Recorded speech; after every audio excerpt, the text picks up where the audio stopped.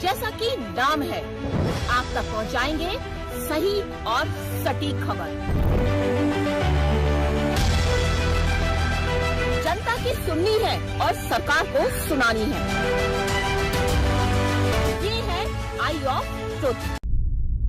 झारखंड विधानसभा चुनाव के exit poll के जो नतीजे सामने आ रहे हैं, उससे बीजेपी आलाकमान में बड़ी खलबली मची हुई है।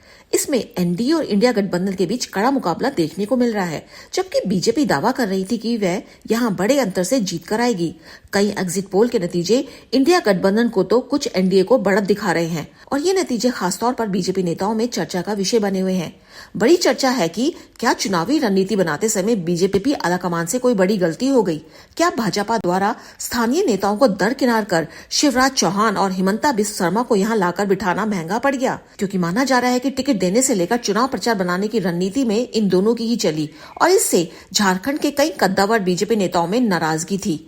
अब सवाल यही उठ रहा है कि इन नेताओं की नाराजगी बीजेपी को भारी पड़ सकती है या फिर शिवा बिस्वा की जोड़ी का कमाल परिणाम वाले दिन देखने को मिल जाएगा। वैसे कई एग्जिट पोल दावा कर रहे हैं कि इंडिया गठबंधन को सरकार बनाने के लिए आसानी से सीट मिल जाएंगी और इसी बात को लेकर बीजेपी में चिंता है कि कहीं केंद्रीय मंत्री शिवराज सिंह चौहान और असम के मुख्यमंत्री हिमंता बिस्वा शर्मा को झारखंड चुनाव का प्रभारी और सह प्रभारी बनाना कोई गलत कदम तो नहीं था, क्योंकि आरोप लग रहे थे कि दोनों ही यहाँ पार्टी के अंदर राजनीतिक हस्तक्षेप कर रहे थे। खास तौर पर हिमंत बिस्वा शर्मा से यहाँ के नेताओं में इसी कारण ज्यादा नाराजगी थी। जहां झारखंड मुक्ति मोर्चा के कद्दावर नेता रहे चंपई सोरेन को भाजपा में शामिल कराया गया, फिर पूर्व विधायक लोबिन हेम्ब्रम भाजपा में शामिल हुए।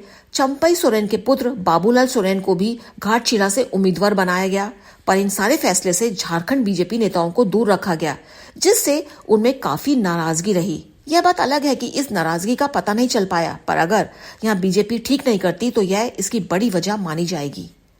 अनुजैन Rohatgi, eye of truth. Eye of truth को सब्सक्राइब कीजिए YouTube पर, इसे फॉलो कीजिए Facebook पर, Instagram पर, Twitter पर और Ku पर। हमारे चैनल के बारे में फीडबैक देने के लिए हमें मेल कीजिए ioftruth.6@gmail.com पर।